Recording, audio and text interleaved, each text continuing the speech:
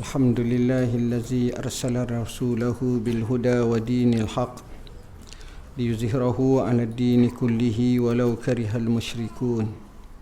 أشهد أن لا إله إلا الله وحده لا شريك له وأشهد أن سيدنا محمدا عبده ورسوله. اللهم صل وسلم على سيدنا محمد وعلى آله وصحبه وبارك وسلم. أما بعد. Ashabul Fadilah, tuan-tuan guru, para alim ulama, hadirin, hadirat, muslimin, muslimat yang saya kasihi sekalian. Saya mulakan dengan satu doa yang Nabi ajar kepada kita. Allahumma rabba Jibril wa Mikail wa Israfil, fatiras samawati wal ard, alimal ghaibi wasyahadah, anta tahkumu baina ibadika fima kanu fihi yakhtalifun. اهدنا لما اختلف فيه من الحق بإذنك إنك تهدي من تشاء إلى صراط مستقيم. Hadirin hadirat yang dirahmati Allah, surah Al-Kahfi adalah surah yang ke-18 dalam Al-Quranul Karim. Pada hari ini kita nak bincang berkenaan dengan menyelusuri Ashabul Kahfi ini, kisahnya bagaimana sebenarnya.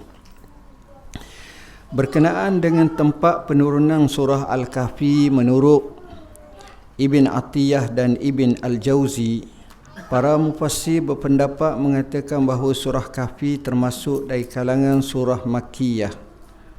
Terdapat beberapa pendapat berkenaan dengan bilangan ayatnya. Ahli Kufah menyatakan 110 ayat, Ahli Syam menyatakan 106 ayat, Ahli Basrah menyatakan 111 ayat. Masyhur dalam percetakan Al-Quran di Malaysia dan kebanyakannya sekarang, surah ini dikira sebanyak 110 ayat seperti mana riwayat Ahli Kufah.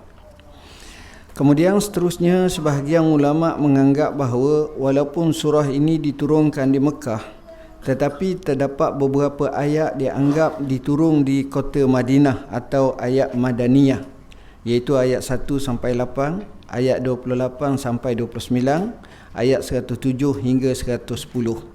Walau bagaimanapun pandangan ini ditolak oleh ahli tahqiq dan juga mufassir seperti Ibn Atiyah yang terkenal dalam kitabnya Al-Muharrar, dan juga Ibn Ashur At-Tantawi dalam Al-Wasid, dan juga dalam beberapa kitab yang lain.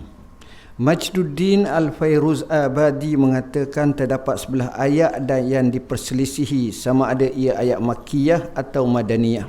Ayat-ayat tersebut ayat 13, 22, 23, 32, 35, 84, 85, 86, ayat 89, ayat 92 dan juga ayat 103. Ini didasarkan dalam kitab Basair Zawid Tamyiz dan juga Ahdaf Kulli Surah wa Maqasiduha fil Quranil Karim halaman 200. Termasuk dalam kitab Asma' Suwar Al-Quran wa Fadailuha halaman 253. Bila kita melihat surah Kahfi, kita dapati beberapa keseluruhannya gambaran tentang Al-Quran, bahawa ia adalah kitab yang benar, tak ada kelemahan kecatatan, bahkan ia menjadi berita gembira dan peringatan. Keduanya, apa yang ada di muka bumi ini adalah merupakan perhiasan baginya. Allah telah menciptakan setiap kejadian bagi menguji manusia dan melihat bagaimana manusia memanfaatkannya. Seterusnya, apa yang terjadi dalam kisah Ashab Al-Kahfi, penghuni gua, tidaklah besar jika dibandingkan dengan apa yang ada dalam setiap kerajaan langit dan bumi yang menjadi milik Allah. Keterangan tentang seksaan dan hukuman yang diterima oleh orang kafir pada hari kiamat kelak. Perumpamaan yang jelas tentang keadaan kaum mukminin yang fakir dan kaum musyrikin yang kaya. Catatan amal seorang akan diperlihatkan pada hari akhirat kelak, sebesar mana sekalipun. Kisah pemusuhan antara Iblis dengan Nabi Adam AS dan anak-anaknya. Kisah Nabi Musa dan juga Khidir AS. Kisah Zulkarnain dengan tembok Ya'juj wa Ma'juj, dan kisah bagaimana Zulkarnain membina tembok Ya'juj wa Ma'juj bagi menghalang mereka daripada merosakkan di muka bumi. Gambaran tentang amalan musyrik adalah sesak dan sia-sia. Nikmat kesenangan yang akan diperolehi oleh orang yang beriman di akhirat kelak, ilmu Allah tidak akan habis.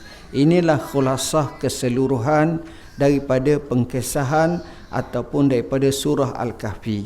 Hal ini telah dinyatakan oleh Al-Imam Al-Maghari dalam tafsirnya pada juzuk yang ke-8 muka surat 4196. Perkataan Al-Kahfi dalam bahasa Arab bermaksud gua, manakala Ashabul Kahfi pula bermaksud penghuni-penghuni gua. Nama ini juga diambil daripada kisah yang terdapat dalam surah ini, iaitu pada ayat 9 hingga 26 mengenai beberapa orang pemuda yang ditidurkan oleh Allah di dalam gua bertahun-tahun lamanya. Nama tauqifi bagi surah ini seperti mana yang dinamakan sendiri oleh Rasulullah SAW ialah surah Kahfi.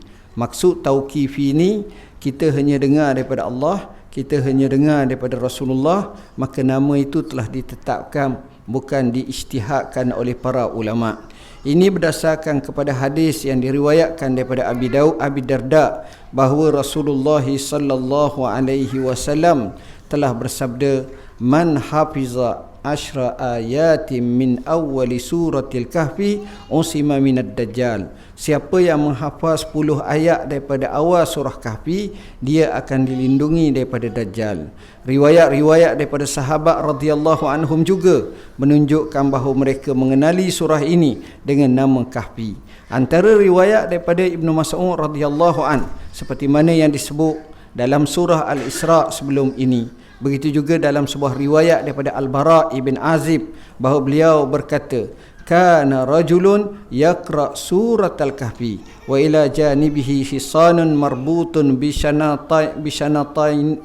bishatanaini fata'asyathu sahabah faja'alat tadnu wa ja'ala farasuhu yanfir falamma asbah atan nabiyya sallallahu alaihi wasallam fadzakara zalika lahu faqal tilka as-sakinah tanazzalat bil Quran.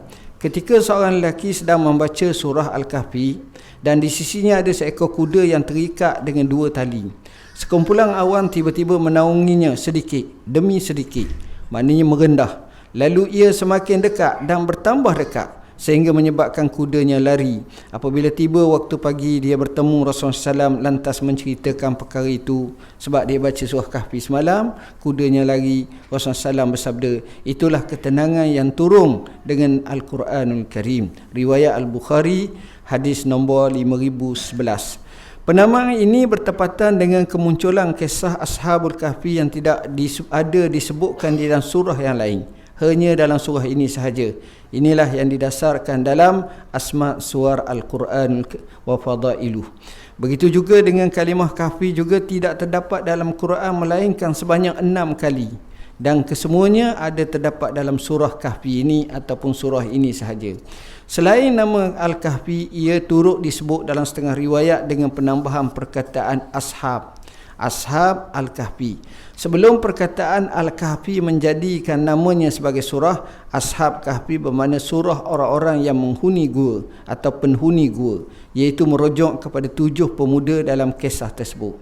Kalau kita pergi ke Jordan, kita akan dapati dia tulis kisah Masjid Ashab Al-Kahfi. Masjid Ashab Al-Kahfi. Dia guna Masjid Kahfi, dia guna Masjid Ashab Al-Kahfi. Antara riwayat yang dirakamkan dengan penambahan ini ialah sebuah hadis panjang mengenai kemunculan Dajjal di akhir zaman yang diriwayatkan oleh Nawas ibn Sam'an Al-Kilabi radhiyallahu an. Dalam hubungan ini, antara petikan riwayat tersebut berkaitan surah Kahfi ialah bimbingan Rasulullah SAW kepada sesiapa yang bakal berhadapan dengan fitnah Dajjal, menerusi sabda baginda sallallahu alaihi wasallam daripada Nawas ibn Sam'an. Daripada Rasulullah sallallahu alaihi wasallam, baginda bersabda, faman ra'ahu minkum falyaqra fawatiha surati ashabil kahfi. Disebut sini surah Ashab Al-Kahfi. Maka siapa yang melihatnya, yakni melihat Dajjal dalam kalangan kamu, hendaklah dia membaca pembukaan surah Ashab Al-Kahfi. Hadis ini riwayat At-Tirmizi. Beliau berkata hadis ini adalah hasan sahih. Selain nama Al-Kahfi dan Ashab Al-Kahfi, terdapat juga beberapa kitab tafsir yang menyebut nama lain bagi surah ini, iaitu surah Al-Hailah, yang bermaksud penhalang. Ini kerana antara fadilat surah ini ialah menjadi penghalang kepada pembaca dan pengamalnya daripada api neraka di akhirat kelak. Jadi kalau orang tanya apakah nama surah Al-Kahfi, kita kata pertama namanya Suratul Kahfi, kedua namanya Surah Ashab Al-Kahfi, ketiga namanya Surah Al-Hailah, yakni pendinding penghalang daripada neraka Allah dan daripada tipu daya dan fitnah. Walau bagaimanapun, di sebalik kesahihan banyak riwayat mengenai fadilat surah Kahfi, para ulama dan pengkaji menegaskan bahawa riwayat berkaitan penamaannya sebagai Al-Hailah adalah tidak kuat. Boleh lihat dalam kitab Ruh Al-Ma'ani fi Tafsir Al-Quranil Azim was-Sab'il Masani dan juga beberapa kitab yang lain. Tafsiran ayat berkenaan kisah Ashab Al-Kahfi. Kita hanya akan menumpukan ayat 9 sehingga 26. Firman Allah Ta'ala, a'udzubillahi minasyaitanir rajim. Bismillahirrahmanirrahim. Am hasibta anna ashabal kahfi warraqim kanu min ayatina ajaba. Adakah engkau menyangka, wahai Muhammad, bahawa kisah ashab al-kahfi dan ar-raqim itu sahaja yang menakjubkan di antara tanda-tanda yang membuktikan kekuasaan kami?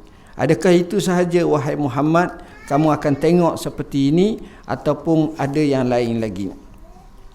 Pertama, kita akan tengok Rasulullah SAW telah dicakapkan atau dikhitabkan oleh Allah dengan am hasibta. Apakah kamu sangka? Seolah-olah perkara ini telah menjadi perbincangan. Perkara ini di antara yang mengkagumkan manusia. Kenapa? Kerana kita tahu dia tidur sampai 300 tahun lebih atau 300 tahun.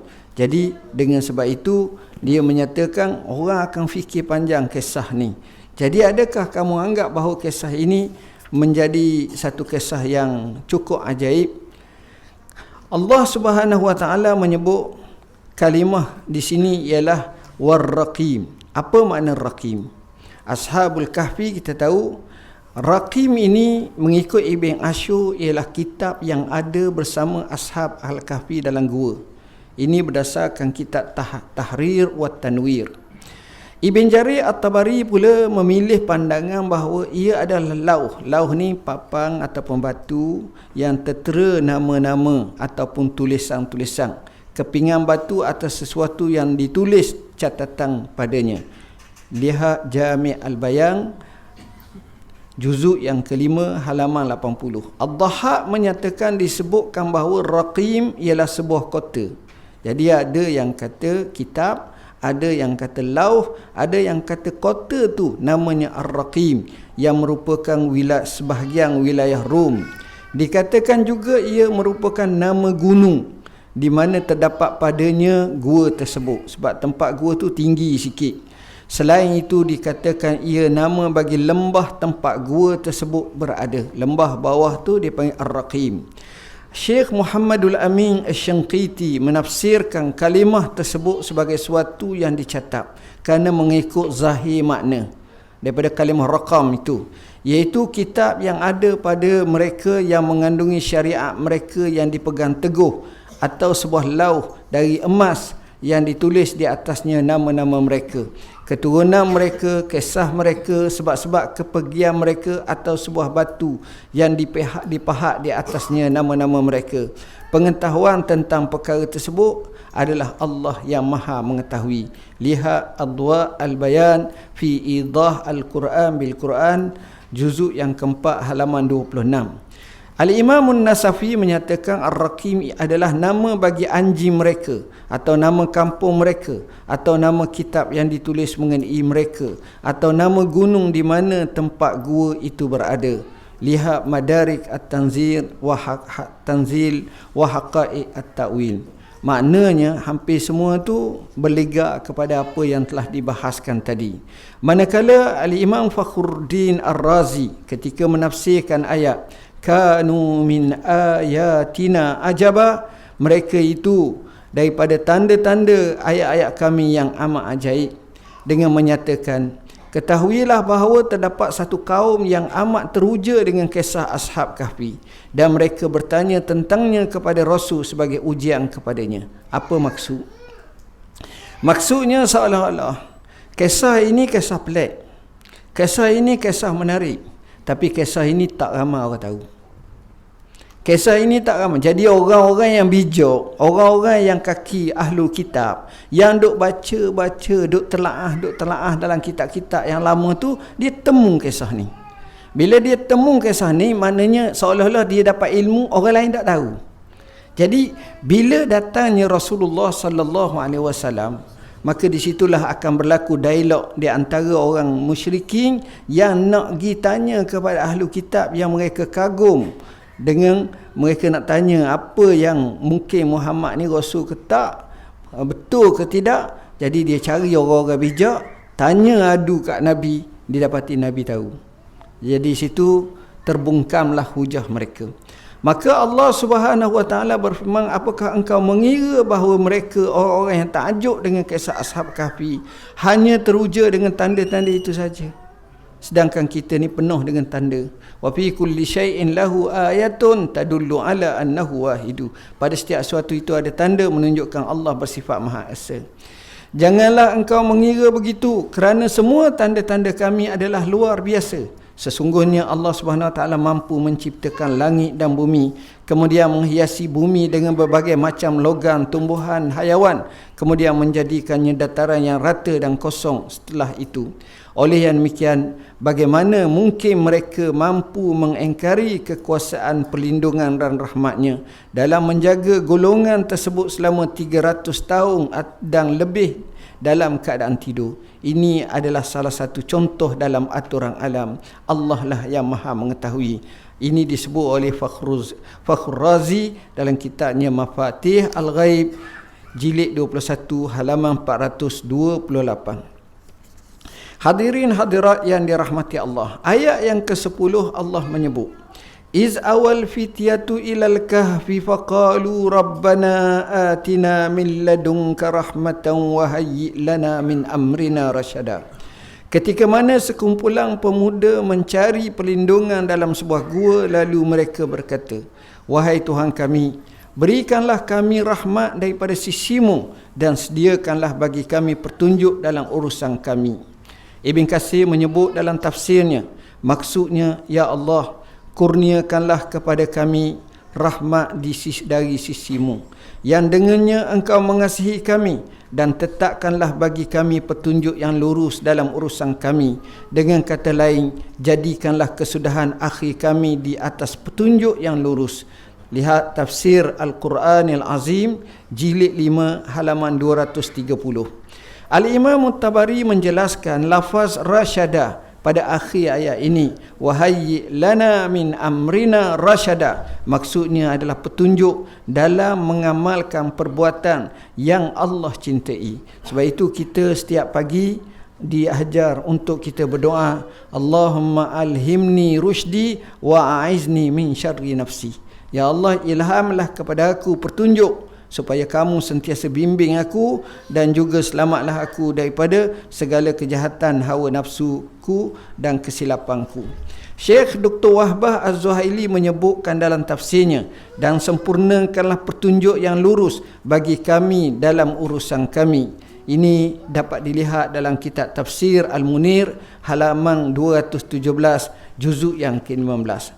Menariknya ayat ini, Allah Subhanahu Wa Taala menyebut, Iz awal fityatu ilal kahfi. Ketika mana pemuda-pemuda tersebut pergi menghala ke gua. Dia nak masuk gua, dia tengok gua, maka di situlah kita tengok.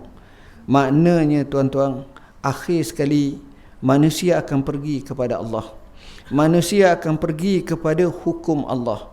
Manusia akan pergi ke tempat yang Allah ciptakan. Dia tak cari rumah orang, dia tak cari sekolah, dia tak cari bantuan orang, tapi dia cari tanah yang Allah ciptakan, yang bentuk gua. Kemudian perkara yang paling besar sekali, mereka berdoa. Maknanya kalau kita tengok sirah Nabi masa keluar hijrah, pergi Gua Sur, Nabi juga doa. Maka di sini Allah Subhanahu Wa Taala tunjuk kepada kita, bila dah sampai depan Gua Sur tu, dia angkat gua apa ni, kahfi ni ataupun tempat ni, dia angkat tangan, dia berdoa, Rabbana atina min ladunka rahmatan wa hayyi lana min amrina rasyada.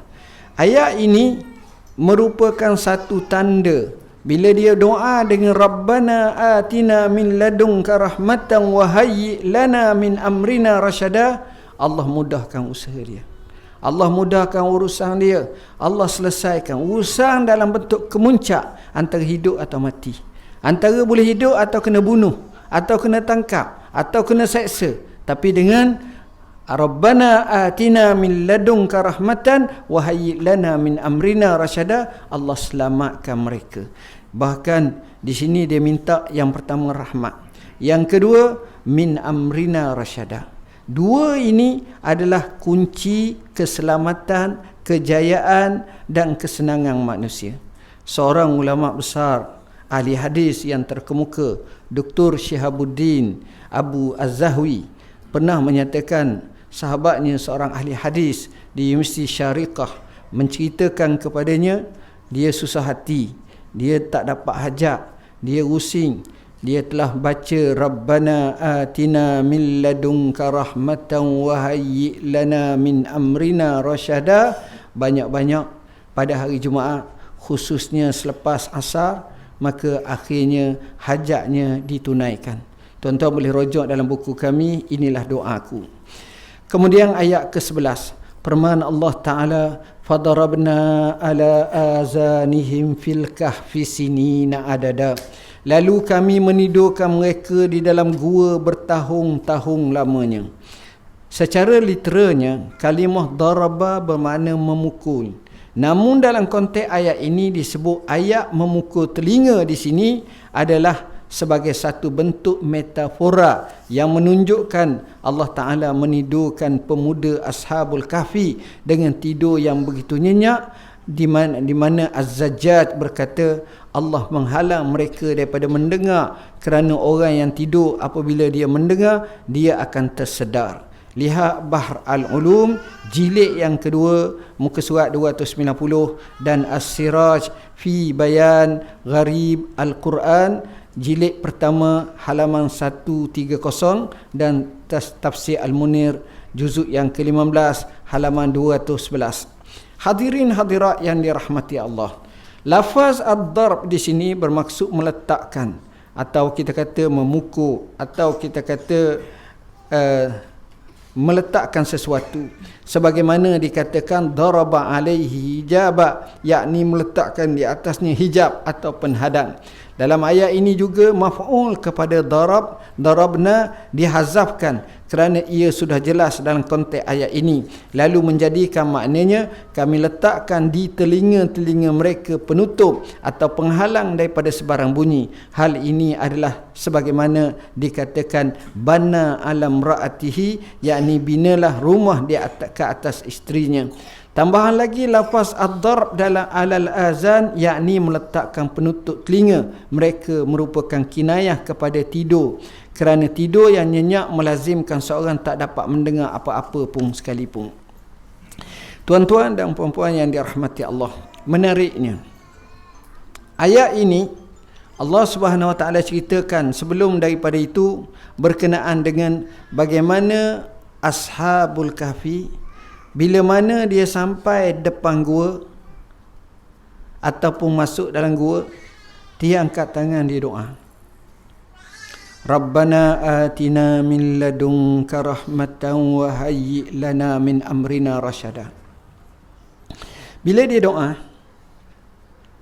tuan-tuan, pertama dia orang yang dizalimi, kedua dia orang pegang Islam, orang yang beriman, ketiga dia orang musafir, keempat orang yang mutar. Apa makna mutar? Tak ada harapan dah. Empat ni kalau kita ada satu saja, Allah terima doa. Bayangkan kalau empat ni, maknanya mesti Tuhan terima doa ni. Maka Allah jawab dalam ayat ini, selepas sahaja dia kata Rabbana atina min ladunka rahmatan wa hayyi lana min amrina rasyada, Allah guna huruf fa, fadarabna ala azanihim. Fa ni makna apa?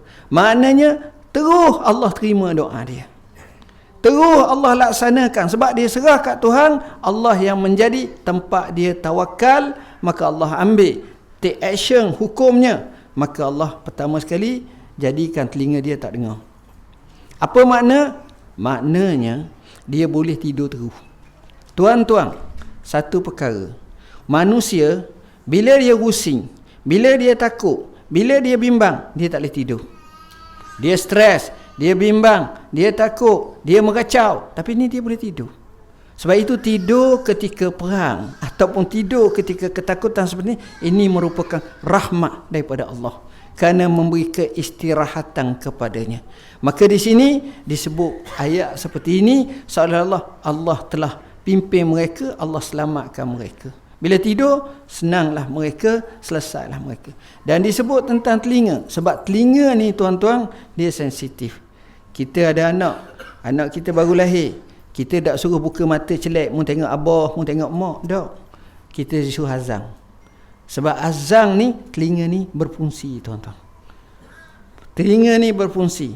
Orang nak mati, kadang-kadang dia tutup mata dah, tapi Nabi kata lakinu mautakum la ilaha illallah. Suhaja depan telinga dia la ilaha illallah. Kerana telinga ni fungsinya luar biasa tuan-tuan. Kemudian kita tengok pula Allah Subhanahu Wa Taala menyatakan, saya minta maaf saya tak boleh nak baca banyak lagi tafsir ni, sebab kalau baca lagi panjang lah sampai 4 jam, jadi tak boleh lah. Kita nak hanya sejam setengah je, sejam. Firman Allah Taala ayat yang ke-12, summa ba'asnahum lina'lama ayyul hizbaini ahsa lima labisu amada. Kemudian kami bangunkan mereka supaya terzahir ilmu kami tentang siapakah antara dua golongan yang lebih tepat kiraan tempoh mereka berada di gua. Syekh Syarawi kata, kita tengok, kemudian kami bangkitkan mereka. Ba'asnahum. Apa makna ba'asnahum? Bangkitkan mereka. Apa makna bangkitkan mereka? Ada dua. Kita, kalau kita bangun tidur, orang Arab tak cakap kami bangkit daripada tidur. Kita kata kita bangun daripada tidur, atau kita terjaga daripada tidur. Jadi bahasa Arab selalu sebut istaiqaztu. Aku jaga, aku bangun daripada tidur.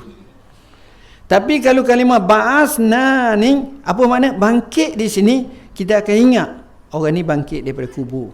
Orang ni bangkit di hari akhirat kelak. Hari kiamat dipanggil hari bangkit, yaumul ba's. Maknanya bila tidur lama ni, seakan-akan mereka ni mati, seakan-akan mereka ni dibangkit. Dan di sini juga memberi keyakinan kepada ummah, kepada orang yang percaya dan beriman, adanya hari bangkit.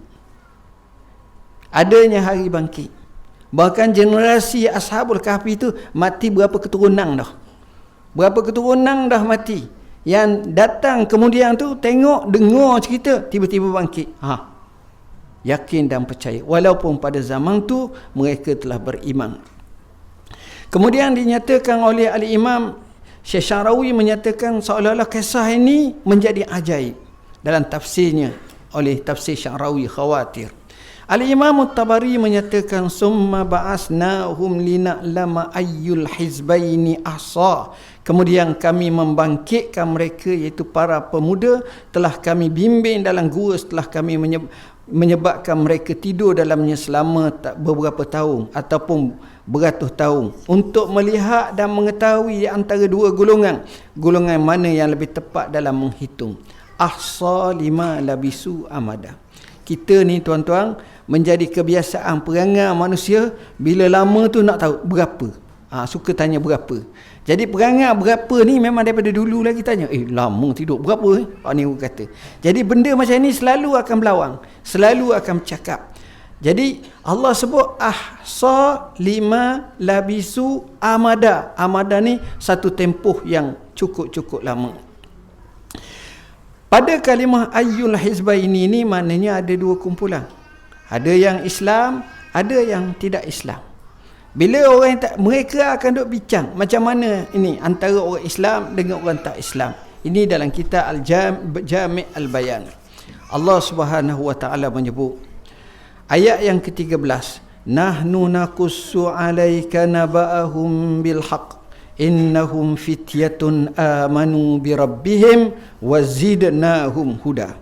Kami ceritakan kisah ini kepadamu dengan pengesahan yang benar. Mereka ialah pemuda yang beriman kepada Tuhan mereka, lalu kami tambahkan kepada mereka hidayah. Syekh Syarawi kata, nahnu naqussu alaika. Apa makna nahnu? Nahnu di sini maknanya kami. Kami di sini maknanya Tuhan. Tuhan dalam Al-Quran dia guna dua kalimah nisbah pada diri dia.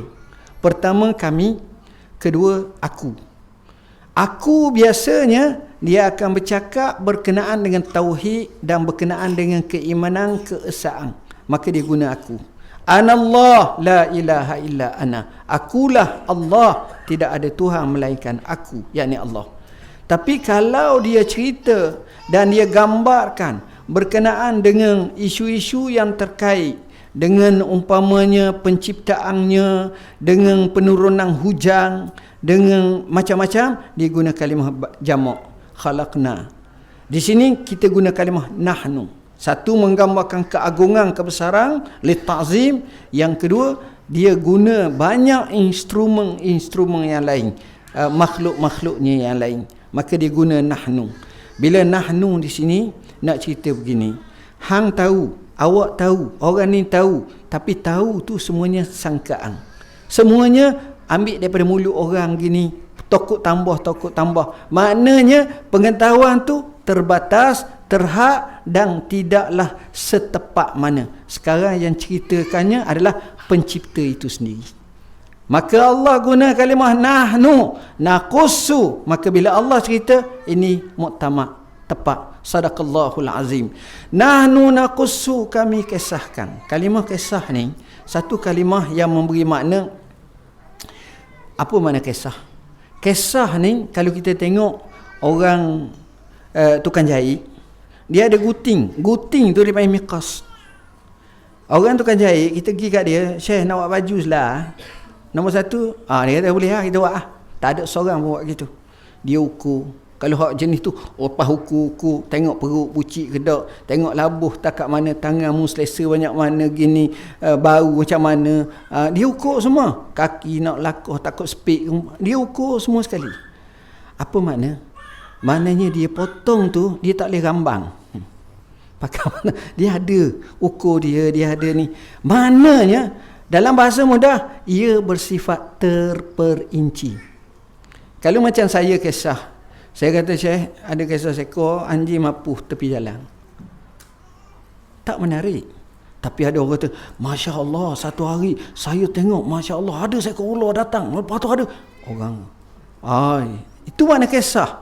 Sebab itu pokok ni, bila dia kisah, ramai orang suka dengar. Sebab tu ada orang Arab zaman dulu, dia panggil qassasin. Ahli-ahli tukang kisah. Ahli-ahli tukang kisah. Jadi dia ni, bahasa kita kat pelipu lara lah. Tapi bila Allah sebut macam ni, dia nak buang. Sebab bila aku cerita, aku tak cerita macam kamu cerita.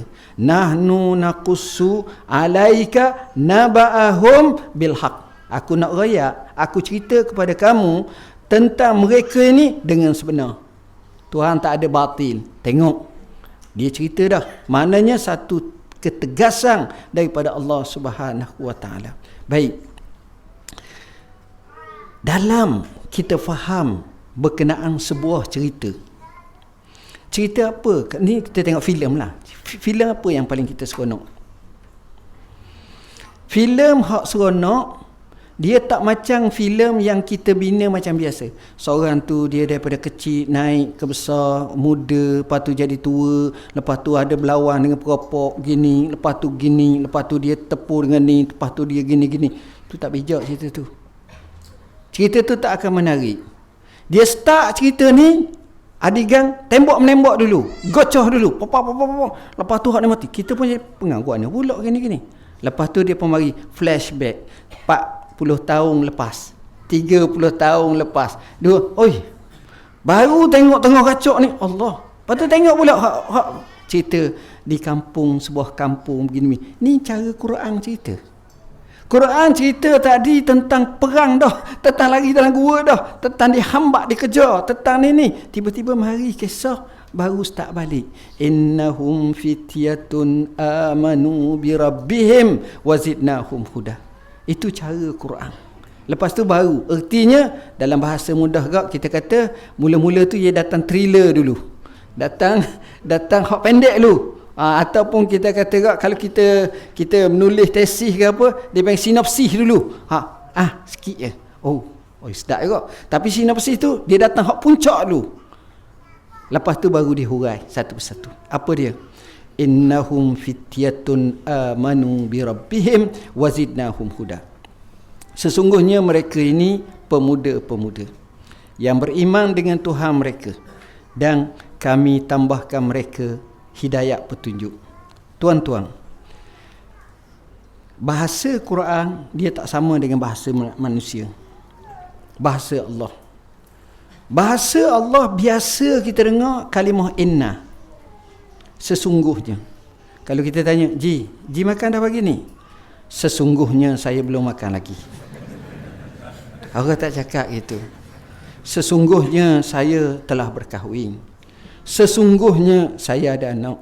Sesungguhnya saya akan pergi belajar. Orang tak cakap itu. Main sungguh. Orang tak cakap gitu. Tapi bahasa Quran biasa. Kerana bahasa Quran ni bukan menipu. Bahasa Quran ini tak ada bergurau. Tak ada orang panggil ni. Dia serius. Bahasa Quran sebab itu dia naba'ahum bilhaq. Innahum. Cerita ni benar. Allah sebut innahum. Sesungguhnya. Takkid. Fityatun amanu bi rabbihim wazidnahum huda. Mereka itu adalah pemuda-pemuda. Kita tengok. Pemuda ni dia ada dua.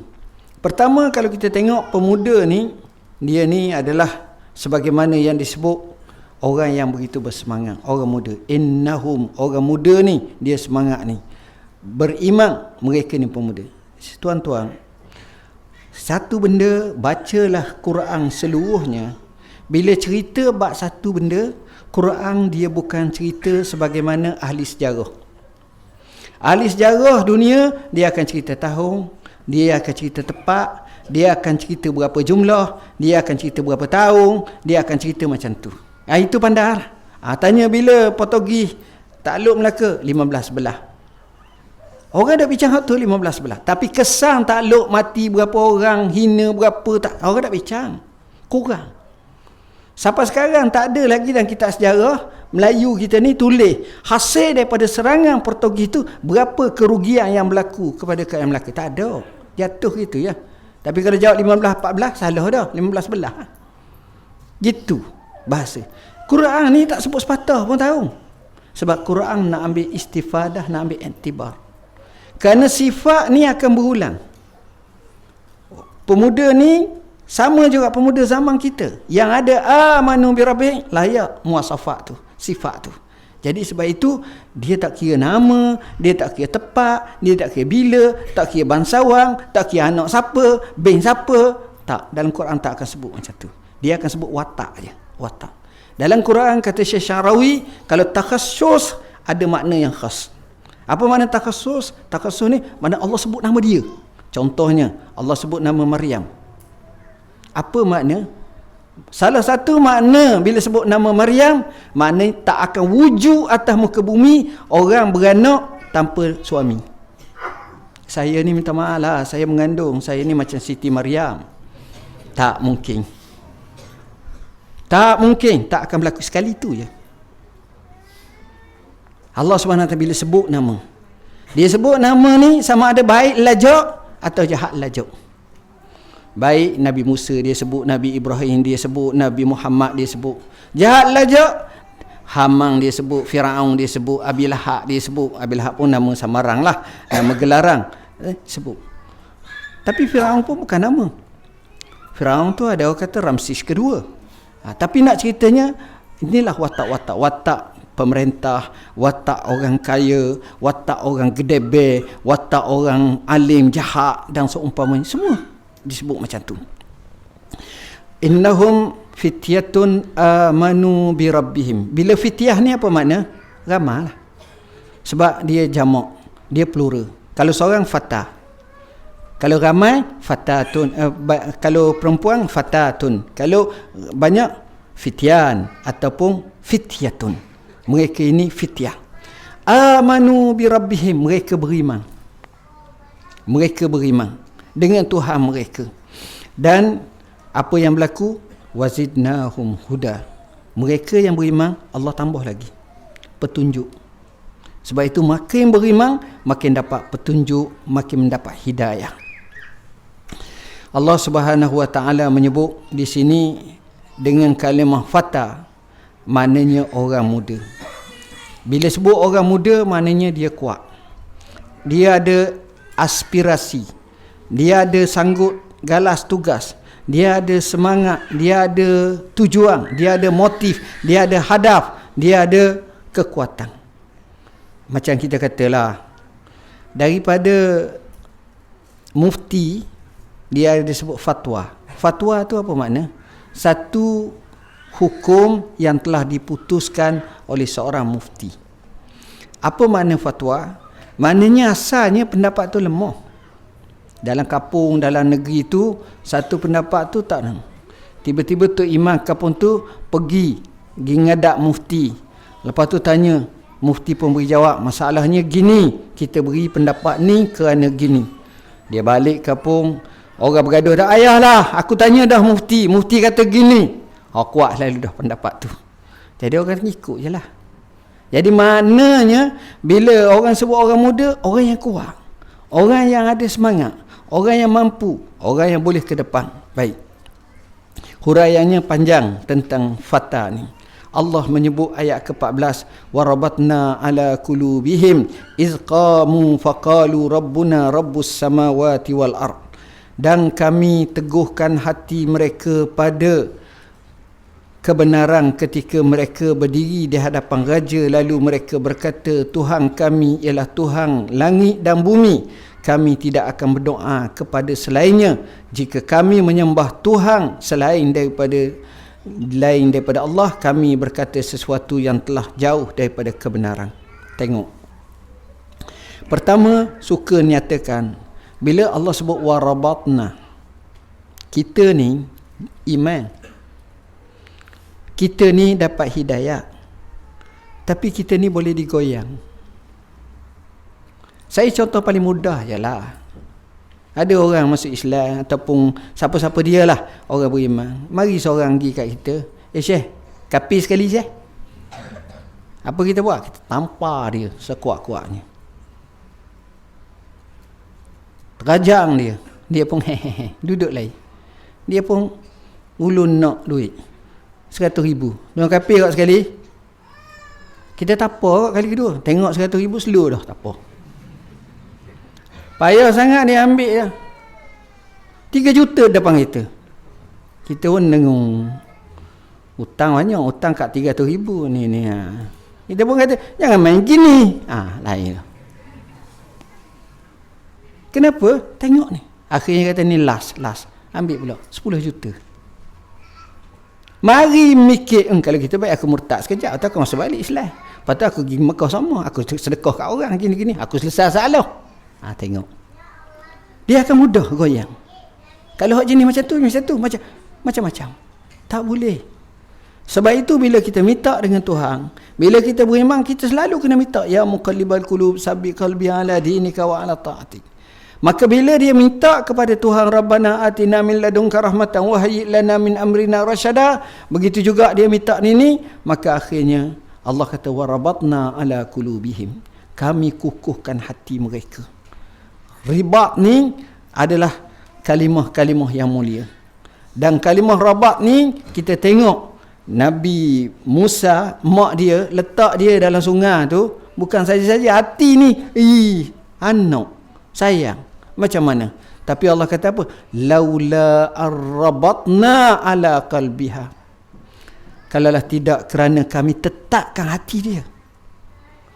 Jadi kita kena minta dengan Tuhan seperti ini. Dan sifat orang macam ini, kita tengok Allah nekankan ayat. innahum fityatun amanu bi rabbihim wa zidnahum huda wa rabatna ala qulubihim iz qamu faqalu rabbuna rabbus samawati wal ard. Apa makna iz qamu? Iz qamu di sini maknanya sudah berlaku penentangan. Iz qamu maknanya berlaku penentangan. Maksudnya gini, ni gambar-gambar ni. Adalah orang yang tak baik cakap, kau ni gini, kamu ni gini. Tak payah ikut. Macam-macam lah sebut. Kita tak berani nak lawan. Kita pun keluar, masuk tandas ke. Dalam tandas tu kita maki orang yang cakap tu. Dekat lain pun kita maki. Biasa lah gitu. Kita tak puas hati, kita tak nak lawan, kita nak geram. Cakap belakang, sorang-sorang ini. Itu biasa. Tapi izqamu di sini maknanya dia duduk dalam majlis, dia bangkit dan dia cacang, dia lawan. Izqamu maknanya dia tegak kebenaran. Di sini merisikokan mati, tangkap, bunuh, seksa. Sebab itu izqamu, dia kata depan mereka. Apa dia kata? Faqalu rabbuna rabbus samawati wal ard. Tuhan kita semua. Mu pun bukan mu Tuhan, tapi Tuhan kita semua. Tuhan kami, Tuhan kamu, Allah. Bahkan dia napi balik. Sebab depan dia ni pokok-pokok nyembah benda lain. Lan nad'uwa min dunihi ilahan laqad qulna izan syatata. Kami sekali-kali tak akan sembah selain daripada Tuhan sebenar. Kalau kami ikut macam tu, kami juga sesat barat habis. Terpacak. Tengok kalimah macam ni. Ini baru fityah. Innahum fityatun. Bila sebut fityah, dia dalam Quran ni dia ada kalimah-kalimah tuan-tuan luar biasa. Allah bila sebut fityah, fata, semua puji dalam Quran. Sami'tu fatan yuqalu lahu Ibrahim. Aku dengar seorang pemuda namanya Ibrahim. Ni setan kata. Iblis kata. Bila mana dia pergi pecah bahala-bahala. Fatan, orang muda. Tengok orang muda ni. Hebat orang muda. Sebab itu orang Arab kalau dia cakap, dia kata apa? Laisal fata man qala ana. Laisal fata man qala abi. Innal fata man qala ha ana zak. Bukanlah orang muda selalu sebut abahku, atukku, nyangku. Tapi orang muda ialah kami, saya, aku. Macam kita tengok dalam cerita, oh ni atuk aku ni. Atuk aku ni hebat, Syekh. Luar biasa. Ni ayah aku. Ayah aku hebat. Ni nyang aku lagi hebat dulu. Hang, aku tahu, aku biasa. Itu bukan orang muda. Walaupun dia lelaki. Bukan orang muda. Macam kita kata lelaki. Dia ni lelaki lah. Dah apa orang lain tak lelaki semua? Lelaki kau. Tapi tak orang. Slow. Sebab itu Allah sebut minal mu'minina rijalun. Maknanya min tu litabai. Orang mukmin ramai, laki-laki. Tapi dia rijal, bukan ni. Kita tengok macam baru ni ada di Israel, di Palestin, di Gaza. Tiba-tiba ada seorang lelaki tu kena drone, kena tembak, kemudian dia tengah duduk, dia pun terus angkat tangan. Angkat tangan ni. Asyhadu an la ilaha illallah. Fuztu wa rabbil Ka'bah. Dia pun sujud. Drone tu siapa dia ambil? Israel ambil. Maka baginya gegak gempita, kemenangan besar bagi kita. Kita telah bunuh orang ni, kita telah gini. Dia pun siar tempat dia. Dia sendiri siar. Dengan sebab siaran tu, ni dalam YouTube biasa, bukan cari kena check. Tiba-tiba orang Islam bangkit semuanya, huru-hara pula mereka. Orang Islam gembira, Allahu Akbar. Syahid namanya Taisir Abu Tu'aimah, atau digelar juga Abu Ubaidah. Bukan Abu Ubaidah hak cakap tu dah, ni lain. Siapa dia?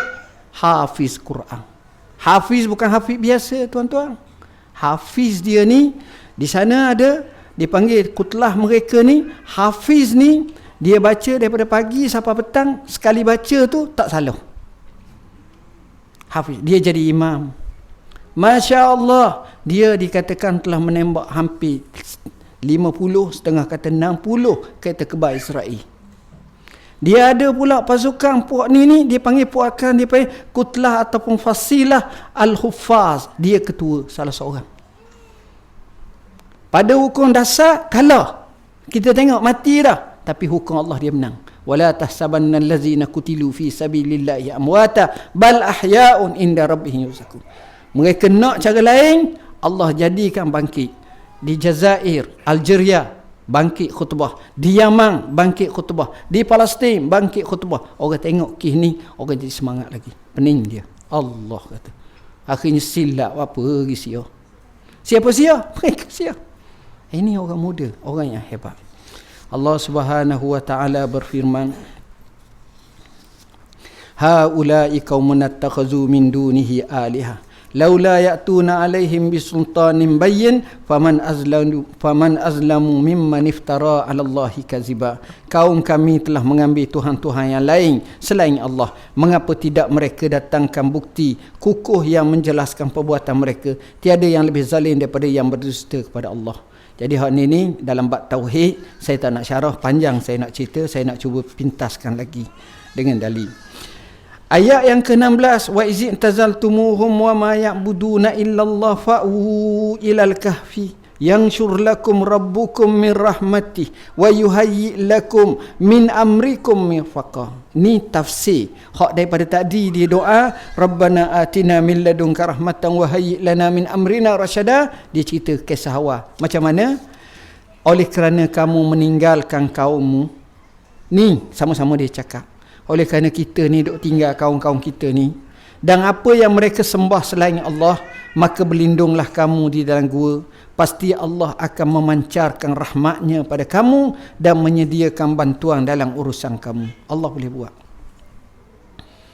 Manusia bila serah kepada Allah, maka di situlah berlaku keajaiban. Dan banyak kisah ni kita ceritakan. Kemudian kita nak tengok ayat seterusnya, ayat ke-17. Wa tarasyamsa iza tala'at tazawaru an kahfihim zatal yamin wa iza rabat taqriduhum zatas shimal wa hum fi wajwatin minhu zalika min ayatillah man yahdillah fahuwal muhtad wa man yudlil falan tajida lahu waliyan mursyida. Engkau akan lihat matahari ketika terbit, ia menjauhi gua mereka di sebelah kanan, dan ketika terbenam cahayanya menjauhi mereka di sebelah kiri. Mereka berada di kawasan lapang di dalam gua tersebut. Itu adalah tanda-tanda kekuasaan Allah. Siapa yang diberi hidayah oleh Allah, dia telah mendapat petunjuk. Siapa yang disesatkan, dia tidak akan menemui siapa yang dapat memberi petunjuk padanya. Ayat ni tuan-tuan seolah-olah hampir memberi confirm tempat gua tu di Jordan. Sebab mereka duk kata banyak gua ni, gua di Turki ada, di mana lagi, di Syria ada, di Jordan ada. Tapi dengan ayat ni ke muasafat, sifat-sifat tu terkena pada gua tersebut. Gua tersebut. Dan yang kedua, saya terpaksa pendekkan sebab masa. Manusia ni bila di gua ni pula, kedudukannya matahari bila dia naik, dia turun tu dia pancar sebelah kanan, dia pancar sebelah kiri. Tuan-tuan, tidur lama. Kita tahu pula musim panah, kalau panah lama di negara Arab, kalau terbuka, terbakar kita. Jadi Allah sitikan. Sekadar nak ambil haba, sekadar nak meneruskan. Itu satu. Itulah hikmah Allah. Yang kedua, sifat yang kedua, mereka ni bila tidur, mereka ini pula tidur dalam bentuk apa ni, nyenyak. Tapi tidur mereka itu sentiasa dipelihara oleh Allah Subhanahu wa taala. Maksud saya, apa yang dibuat oleh Allah Subhanahu wa taala, Allah Subhanahu wa taala jadikan mereka ini berbalik-balik. Ayat ke-18, wa tahsabuhum ayqazan wa hum rukud wa nuqallibuhum zatal yamin wa zatas shimal wa kalbuhum basitun zira'ihi bil wasid law ittala'ta 'alaihim lawallaita minhum firara wa lamulita minhum ru'ba. Engkau menyangka mereka berjaga sedangkan mereka tidur. Kami membalik-balikkan badan mereka ke kiri dan ke kanan. Anjing mereka pula membentangkan dua kakinya di pintu gua tersebut. Sekiranya engkau melihat mereka, tentu engkau akan melarikan diri dan dirimu dipenuhi rasa takut terhadap mereka. Ayat ni tuan-tuan, kita tengok dia macam berjaga. Walaupun 300 tahun tu macam berjaga. Maksudnya macam orang tidur biasa. Sedangkan mereka ni ruku dia. Kalimah ruku ni tuan-tuan, tidur nyenyak lah. Orang panggil tidur mati lah. Tak sedar. Dan Allah kata, bila tidur sedar, bila tidur tak sedar langsung ni, nyenyak ni, ada beza tak antara tidur nyenyak dengan tak nyenyak? Ada beza. Apa makna tidur nyenyak? Apa makna tak sedar? Biasanya tak gerak. Macam contohnya, kita cari orang tu, jom kita pergi buat satu program. Pagi tu makan sikit, makan. Sudah makan tu jogging, lepas tu akak barang, lepas tu gini, lepas tu jalan. Sampai pukul 9 malam. Pukul 9 malam. Lembek dah ni. Jamu nasi arak pula. Makan kenyang. Sudah jamu nasi arak, pukul 11, okey tidur. Masing-masing bismillah. Seterik. Sampai pukul 10 pagi. 10 pagi esok. Masa tu dia tidur, dia tak macam ni. Sebab tidur tu rukut, tidur sungguh. Dia tak dengar. Tuan-tuan, bila tidur tak dengar, bila macam ni, Allah wa nuqallibum, kami yang balikkan mereka. Belah kanan, belah kiri, macam kita tidur. Tujuan apa? Kata ulama, kalau kita duduk lama, kita tengok orang sakit lama. Orang sakit duduk ni paralyze ke apa, dia sakit kulit. Belakang mereka tu sebab kena katil ke, kena tanah ke, ataupun kena tempat tu. Jadi bila balik ni, tubuh mereka akan stabil sentiasa. Allah bagi tahu. Dan kerja tu Allah kata kami buat. Kami yang balikkan mereka. Macam mana? Walaupun 300 tahun lebih. Cara Allah selamatkan. Kita kalau duduk tekan sekejap je, kebah dah kaki. Itu baru setengah jam. Maka begitulah. Allah Subhanahu Wa Taala sebut, wa kadzalika ba'asnahum liyatasaalu bainahum qala qailun minhum kam labistum qalu labisna yawman aw ba'da yawm qalu rabbukum a'lamu ma labistum fab'asu ahadakum biwarikikum hadhihi ila al-madinati falyanzur ayyuha azka ta'ama falyatikum birizqin minhu waliyatalattaf wala yushiranna bikum ahada. Ayat ini menjadi jawapan semua sekali. Demikianlah kami bangunkan mereka agar mereka bertanya sesama mereka. Bila mereka bangun ramai-ramai ni, mereka pun duk tanya, macam mana kita? Rasa lama tidur. Tak. Setengah hari je rasa. Hak ni kata tak. Berapa? Mereka tanya, berapa lama mereka tidur? Sama-sama mereka tanya. Sedar-sedar tanya, tak dah jawab apa sangat, sekadar sambil-sambil. Lalu rasa lapar. Mereka kata, hantarlah, kita ada lagi duit-duit perak kita ni, pergi seorang, pergi ke bandar, tengok makanan yang baik. Azka ta'ama. Dia tak suruh cari makanan, tapi cari makanan yang baik. Kenapa cari makanan yang baik? Maksud sayanya, dia nak cari yang halal 100%. Azka ta'ama falyatikum birizqin. Bawa. Tapi aku nak ayat satu je. Waliyatalattaf wala yushiranna bikum ahada. Bila kamu nak pergi tu, kamu kena beraluh. Apa makna beraluh? Berhati-hati.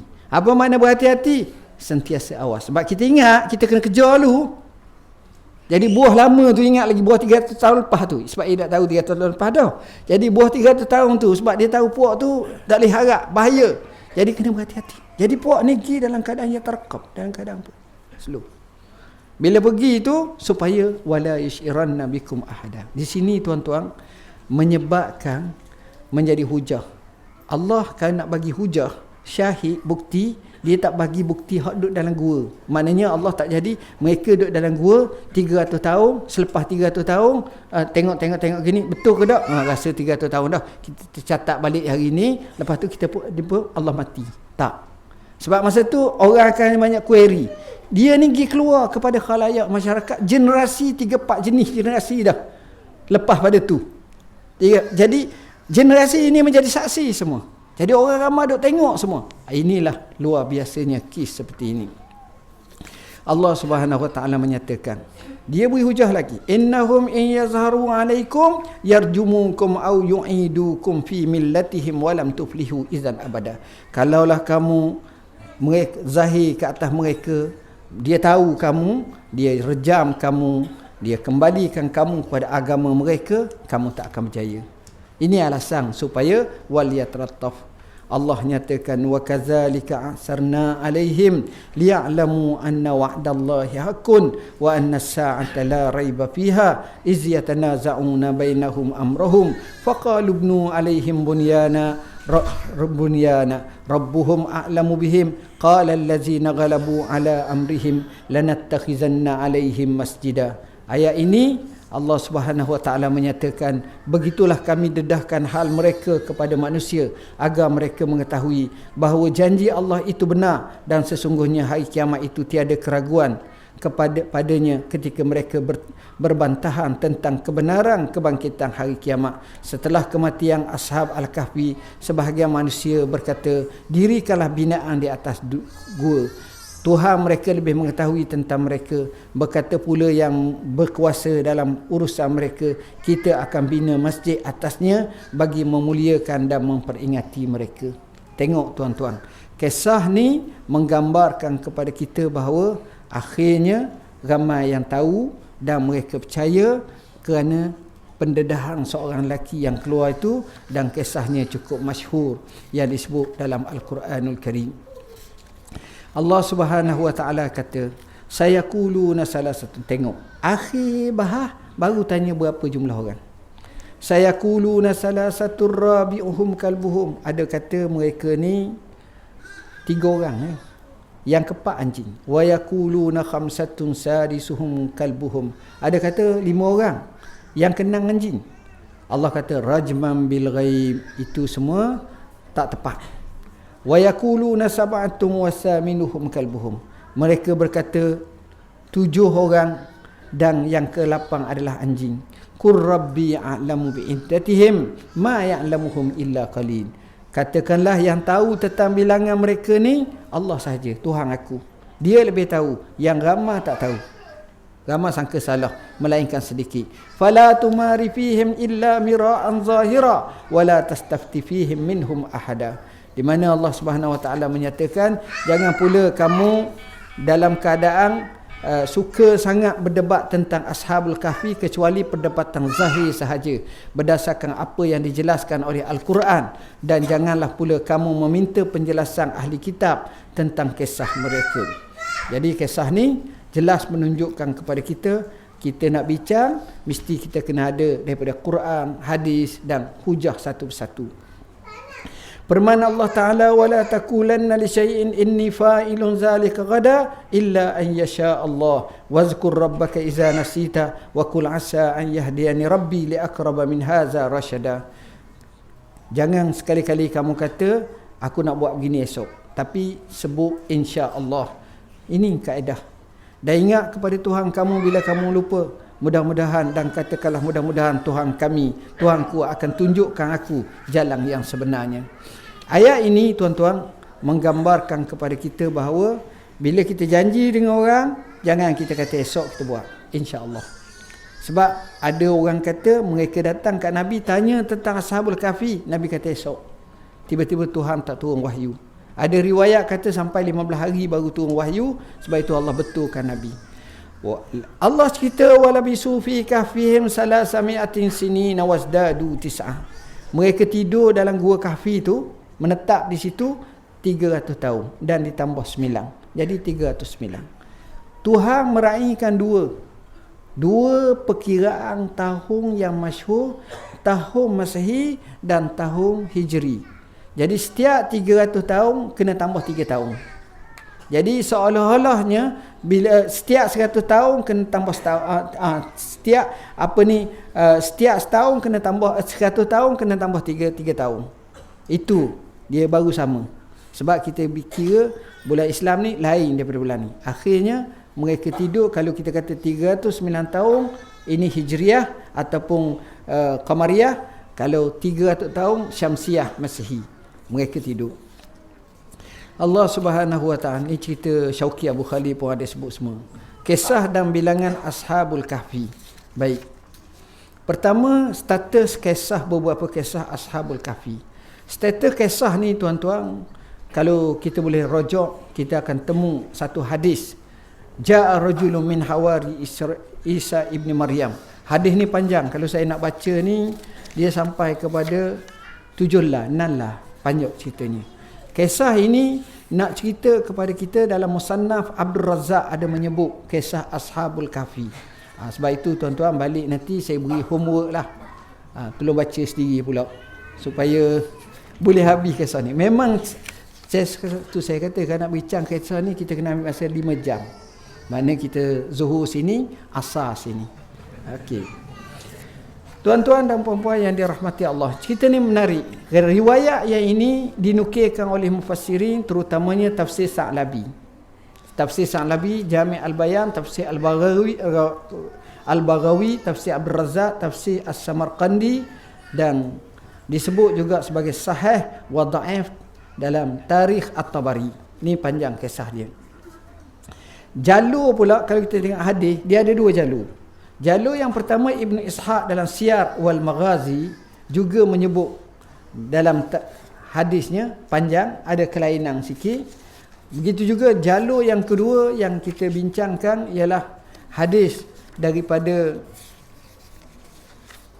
As-Suyuti dalam Durrul Mansur. Durrul Mansur berkata Abu Nu'aim meriwayatkan dalam Dalail daripada jalur As-Suddi, As-Saghir dan Al-Kalbi. Hadis pun panjang. Saya baca dan saya tengok memang menarik sangat kisah ni. Kalau nak cerita memang panjang dan dia seolah-olah lengkap melengkapi antara satu sama lain. Baik. Kemudian seterusnya kita nak cover sikit lagi berkenaan dengan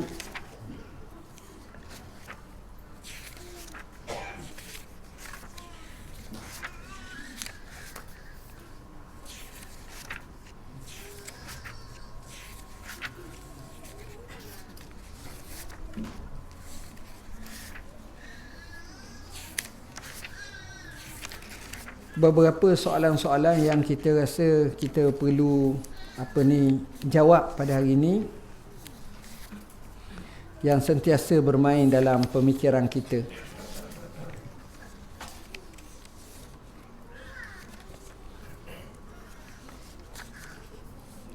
Okey.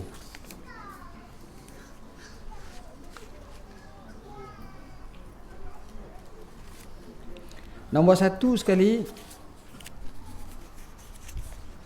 kita nak tengok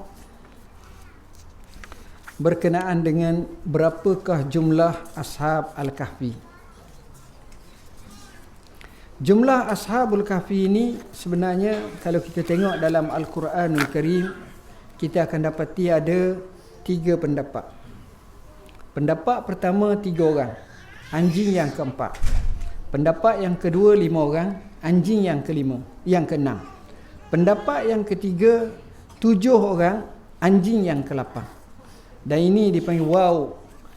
Ada kata waw samaniyah, tapi juga disebut sebagai ikrar. Ibn Abbas dia kata ana minal qalil allazi istasna Allah azza wa jalla kanu sab'ah. Aku termasuk dalam kalangan mereka yang sedikit. Lalu ia dikecualikan oleh Allah, mereka Ashab Kahfi ni seramai 7 orang. Ibn Abbas kata berdasarkan kepada nas ni. Jadi berdasarkan kepada ini, mengikut banyak riwayat menyatakan bahawa mereka ini memang benar adalah 7 orang dan anjing mereka yang ke-8. Pendapat yang menyatakan 3 orang dan 4 anjing ini merupakan pendapat ahli kitab golongan Ya'qubiyah. Ia adalah aliran Nasrani yang mengikut Saint Jacob Baradaius. Pendapat kedua 5 orang dan yang ke-6 adalah anjing mereka. Dan ini adalah pendapat ahli kitab dari golongan Nasturiyah. Ia adalah aliran Nasrani yang mengikut ajaran Nestorius, pemimpin utama Nasrani di Konstantinopel pada masalah Kristologi dan juga Maryam. Pendapat yang ketiga 7 orang dan yang ke-8 adalah anjing mereka. Inilah pendapat yang dipersetujui. Jadi perbahasannya panjang dan kami huraikan satu persatu dan kami telah tarjihkan berdasarkan kepada apa yang disebut oleh nas ilahi sebenarnya 7 orang. Nama-nama Ashab Al-Kahfi. Ada orang tanya nama-nama. Ibn Abbas menyebut secara jelas nama setiap orang, termasuk nama anjing, Ashabul Kahfi. Seperti yang dinukilkan oleh Ibn Katsir dan Al-Baghawi dalam kitab tafsir mereka. Kata Ibn Abbas, nama mereka ialah Maksil Mina, seorang. Maksil Mina, semua lelaki. Maksil Mina. Yang kedua Yamliha, ada kata Tamliha. Ketiga Martunas. Keempat Bainunus. Kelima Sarinunus. Yang keenam Zunawanis. Yang ketujuh Kasfaitot-nunas, iaitu pengembala kambing. Yang kelima, yang ke-8 wal kalbu, anjing. Qitmir itu anjing. Ini mengikut pandangan Ibn Abbas. Maknanya gini, Ashabul Kahfi sebenarnya asalnya 6 orang. 6 orang ni orang bangsawan yang besar, anak orang muda. Mereka ni mengikut ceritanya, bila saya tanya mereka, tanya di imam masjid di Ashabul Kahfi, umur antara 16 tahun ke 26 tahun. Nang ni telah berjanji setia beriman. Hak tu duk berlawan tu. Nang. Bila mereka diminta suruh tarik, diberi tempoh beberapa hari, mari semula, takut mun tak berapa nak betul akal ni, patah balik ikut kita. Puak-puak ni beriman, dia lari. Bila dia lari, dia temu dengan seorang pengembala kami. Pengembala ni semangat nak ikut juga. Tapi masalahnya pengembala ni ada anjing. Dia kata boleh hamung, tapi anjingmu jangan ikut. Anjing tu nak ikut juga. Dia kata tak boleh, anjing nyalok bising pula. Dia kata tak apa. Tiba-tiba Allah jadikan anjing ni dikatakan boleh bercakap. Berilah aku ikut juga, aku akan jaga kamu. Itu ceritanya. Jadi akhirnya 6 campur 1 jadi 7. Yang 7 tu, yang ke-7 tu namanya Kasfaitot-nunas. Rupa-rupanya tuan-tuan, orang hebat ni nama pendek, orang tak berapa nak hebat ni nama panjang. Jadi nama pendek. Panjang, payah, kita sebut payah. Hak lain Maksimna Tamliha, panjang sikit lah. Okey. Kemudian seterusnya kita nak bincang pula berkenaan mereka ni duduk dalam 300 tahun. Dan inilah yang disebut oleh ulama, memang 300 tahun Allah Subhanahu Wa Taala nyatakan. Dan seterusnya kita bahas juga berkenaan dengan lokasi peristiwa Ashabul Kahfi. Banyak riwayat, ada kata di gua di Anatolia, ada kata Jabal Qassim Syria, ada kata gua di Amman, ada kata Mazar al-Di Turpang China, ada kata Chenini Tunisia, dan banyak lagi pendapat. Yang paling tepatnya mengikut apa yang kita katakan adalah di Jordan. Kemudian kita juga ada cover masalah berkenaan dengan sahabat yang menjumpai gua tersebut. Ada tak orang tanya, sahabat Nabi yang jumpa gua ni? Zaman Nabi mereka ni duduk dengan Nabi lah banyaknya.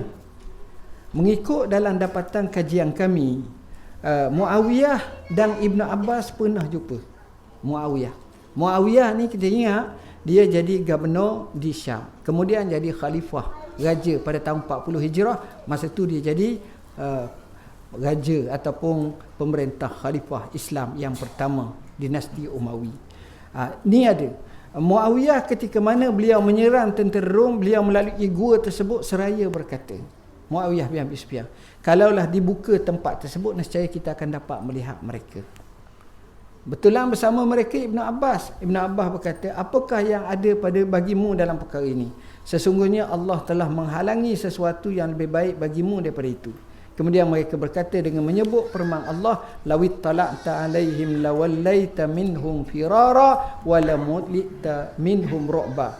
Sekiranya engkau melihat mereka, tentu engkau akan melarikan diri dan dirimu dipenuhi rasa takut terhadap mereka. Tengok tuan-tuan, maknanya gini, ayat ni sebenarnya cerita zaman dulu.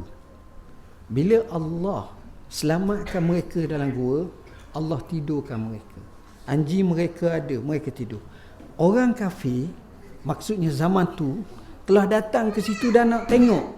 Bila nak tengok, mengikut riwayat, Allah campakkan dalam hati mereka rasa takut. Lari dia tapukang, tak berani tengok ni. Apa benda jadi gerung sangat. Sebab itu Allah kata apa? Wala mulita minhum ru'ba. Maknanya akan dirimu dipenuhi rasa takut terhadap mereka. Jadi gerung. Yalah gua. Kita tengok sekarang kalau kita dekat sana pun di Gaza pun bila masuk terowong tu mereka takut. Main bahaya, takut ada apa-apa. Okey. Anjing Ashabul Kahfi ni pula. Anjing ni tuan-tuan, ialah Allah jadikan dia sifat anjing, dia duduk kakinya berjolong. Wa kalbuhum basitun zira'ihi bil wasi. Saya duk fikir kawan-kawan, saya kata kalau kita tengok anjing ni banyak jenis. Satu, kalau kita tengok anjing ni hak duk main belakang, jalan berlari gini, kan ada tuan dia lagi. Anjing tu bukan dalam bentuk bersiap sedia. Tapi bila anjing duduk gini, ini sedia. Tuan-tuan rajin tengok Animal Planet, rencana ke apa ke, harimau nak tangkap musuh dia. Singa nak tangkap dia punya habuang dia tu, nak membaham. Tengok, kedudukan tu gambar yang sama. Kesiapsiagaan. Dia tak macam biasa. Dan anjing juga dengan makna singa, dengan makna harimau. Tetapi di sini lebih tepat dengan makna anjing. Baik. Warna dan nama anjing Ashabul Kahfi. Ini Ibn Abbas kata warnanya kelabu. Kelabu terang. Dikatakan juga Ibn Abbas kata pendapatnya warna merah terang. Ada kata, Muqatil kata warnanya kekuning-kuningan. Qurtubi kata menyatakan warnanya kemerah-merahan. Al-Kalbi kata warnanya antara merah dan kuning. Warna pun dia bahas tuan-tuan. Dikatakan warna seperti langit, kemungkinan putih kebiruan dan kelabu kehitaman serta langit mendung. Dikatakan juga warnanya warna batu, kemungkinan hitam. Dikatakan juga warnanya putih kehitaman serta kemerahan. Ini dan tafsir Al-Baghawi dan Haya Al-Hayawan Al-Kubra.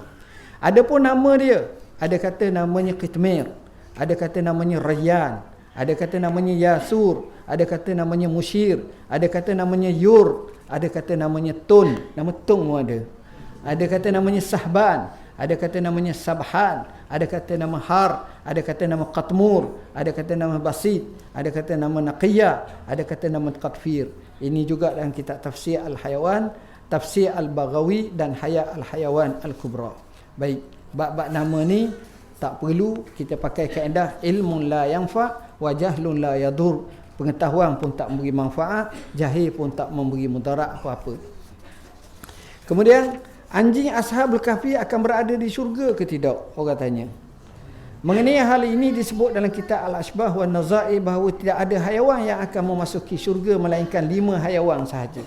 Ashabul Kahfi, anjing Ashabul Kahfi, kibas Nabi Ismail, unta Nabi Saleh, himar Al-Aziz dan juga burak Nabi Muhammad sallallahu alaihi wasallam. Ini pandangan Ibn Nujaim halaman 331.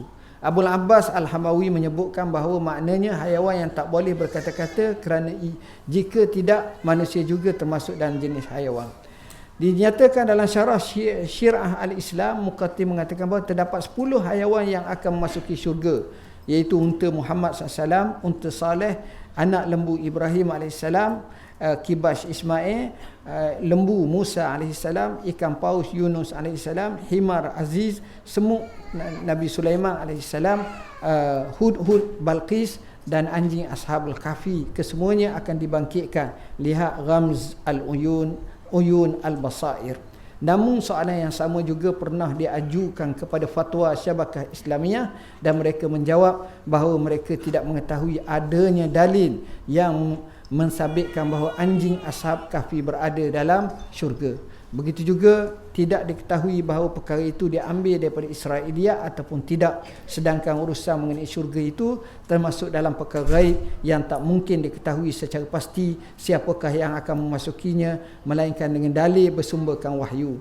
Ini berdasarkan kepada pandangan yang masyhur. Baik. Kemudian seterusnya, Ashabul Kahfi Kristian atau Muslim? Orang duk tanya sangat.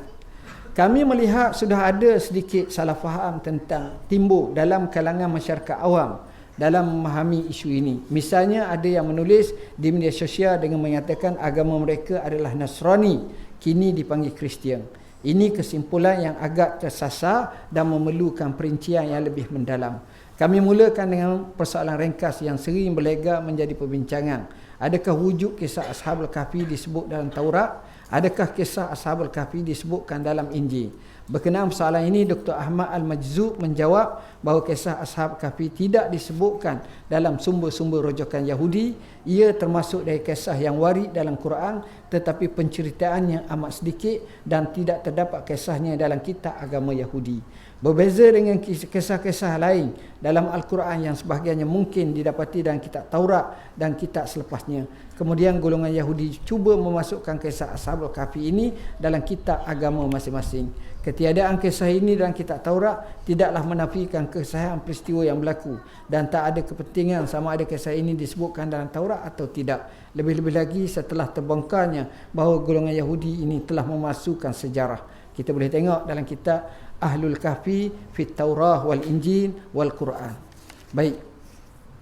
Dan banyaklah hujah yang kita kemukakan di sini berkenaan dengan apa yang dinyatakan sahabat kami Ustaz Razif. Dia terangkan panjang lebar tentang yang ini. Tuan-tuan boleh bacalah definisi Kristian sebagaimana yang disebut satu persatu, dan hujahnya panjang dan amat menarik. Boleh tengok sampai hampir beberapa helai. Jadi kita nak kata, boleh ke menyatakan Ashabul Kahfi itu beragama Kristian? Boleh ke tidak? Pendapat pertama, Ashabul Kahfi, dengar apa yang dia kata. Pendapat pertama, Ashabul Kahfi berada atas agama Nasrani yang beriman dan mentauhidkan Allah. Dia sebut macam tu. Yang beriman dan mentauhidkan Allah. Hal ini disebut oleh Ibn Katsir dalam Al-Bidayah wan Nihayah. Selain itu, Ibn Katsir juga ketika mensyarahkan ayat berkenaan Ashabul Kahfi menyebut sesungguhnya dinyatakan bahawa mereka di atas agama Nabi Isa AS. Kemudian beliau melanjutkan lagi dengan menyebutkan, namun secara zahirnya mereka berada sebelum agama Nasrani secara keseluruhan. Seandainya mereka berada di atas agama Nasrani, tentu para pendeta Yahudi tidak akan mengambil berat tentang untuk menghafal khabar riwayat mengenai mereka, juga perihal keadaan mereka bagi menjelaskan perkara tersebut kepada mereka ini. Baik. Ini pendapat pertama. Hujahnya panjang. Masuk pendapat kedua, Ashabul Kahfi berada atas agama Islam. Ini dia. At-Tabari menjelaskan mereka adalah sekumpulan pemuda yang mengikut agama Nabi Isa AS, iaitu Islam. Ini dinyatakan dalam Jami' Al-Bayan. Bahkan inilah kesepakatan umat Islam dan seluruh para ulama. Terdapat riwayat daripada Abu Hurairah, beliau berkata Rasulullah SAW bersabda, ana awlan nas bi Isa bin Maryam fid dunya wal akhirah wal anbiya ikhwatun li'allat ummahatuhum syatta wa dinuhum wahid. Ini seolah-olah menjadi garis panduan. Aku merupakan manusia yang paling utama dengan Nabi Isa bin Maryam di dunia dan akhirat. Para nabi adalah saudara-saudara sebapa daripada pelbagai ibu. Ibu-ibu mereka berbeza, namun agama mereka satu, itu Islam. Baik. Tarjih. Kami melihat sebenarnya tidak ada pertembungan di antara kedua-dua pendapat ini, sama ada yang berpendapat mereka berada atas agama Nabi Isa atau dipanggil juga sebagai Nasrani, bukan Kristian, Nasrani, atau agama sebelum Nabi Isa maupun agama Islam. Apa yang pasti mereka tidak boleh dipanggil Masihi kerana istilah tersebut muncul lebih lewat dan berkait rapat dengan keimanan kepada konsep Masyiah. Hal ini kerana kesemuanya merujuk kepada agama yang berasaskan atau berintikan intipati yang sama, iaitu beriman dan mentauhidkan Allah serta menentang kesyirikan kepadanya. Beginilah hakikat penciptaan manusia yang terawal dari kalangan anak-anak Adam sebelum berlakunya penyelewengan. Mereka ini berada di atas akidah tauhid dan Islam. Lihat madkhal di dirasah al-aqidah al-islamiyah. Oleh yang demikian, meskipun sebahagian kitab-kitab tafsir menyandarkan Ashab Al-Kahfi kepada Nasrani, itu pada hakikatnya adalah berdasarkan kepada uruf zamani. Dalam arti kata lain, kalimah Nasrani pada zaman itu masyhur sebagai pengikut sebenar Nabi Allah Isa alaihi salam. Walhal hakikat kepercayaan Nabi Isa yang sebenar bukanlah atas kefahaman Kristian pada zaman moden ini. Sebaliknya baginda beragama Islam. Ini bertepatan dengan kaedah al-haqiqatu tutraku bidalalatil adah. Perkataan asal yang hakikat ditinggalkan kerana wujud uruf ataupun adat. Dalam konteks ini, etikad kepercayaan terhadap agama Islam pada uruf dan adat zaman tersebut dikenali sebagai Nasrani. Tetapi uruf dan adat kini memahami Kristian ini dengan hakikat yang berbeza, iaitu kepercayaan Trinity. Kaedah ini juga disebutkan dengan lafaz yang berbeza. Al-urful lazi tahmilu alaihi al-alfaz innama huwal muqarin as-sabiq dunal mutaakhir. Uruf kefahaman semasa, kebiasaan yang terkandung dalam sesuatu lafaz, ia adalah seiringan untuk masa lepas, bukan seiringan dengan masa terkemudian. Kemudian tuan-tuan, kita dapati berdasarkan kepada ini bahawa dia adalah memang yang beriman kepada Allah. Mereka beriman kerana nas Al-Quranul Karim menyebut innahum fityatun amanu bi rabbihim wazidnahum huda. Baik. Jadi apa yang kami bahaskan ni panjang dan saya mintalah sahabat-sahabat semua boleh rojok dalam perbahasan ini dengan detailnya satu persatu. Jadi sekadar itulah yang dapat saya sampaikan, dan kita boleh tengok dalam e-bahs ilmi ataupun e-book, dan tebal dia 200. Jadi minggu depan saya buat tanya, siapa boleh jawab kita bagi hadiah. Bergurau je lah yang tu, insya-Allah. Jadi boleh tengok e-bahs ilmi kami, dan kami lancarkan e-bahs ilmi kami pada hari ini, dan boleh rojok juga dalam portal kami, insya-Allah. Mudah-mudahan walaupun tak dapat nak sempurna dengan semuanya, tapi saya yakin dan saya percaya tuan-tuan dapat satu maklumat yang baik, dan insya-Allah lah kita gabungkan dengan pembelajaran dan pembelajaran dengan lebih baik lagi. Aqulu qauli hadza wa astaghfirullahal azim li wa lakum. Bismillahirrahmanirrahim. Allahumma faqihna fid din, alimna at-ta'wil. Allahumma ja'alna minal ladzina yastami'una qawla fayattabi'una ahsanah. Wa sallallahu ala sayyidina Muhammadin wa ala alihi wa sahbihi wasallam. Walhamdulillahirabbil alamin. Wassalamualaikum warahmatullahi wabarakatuh.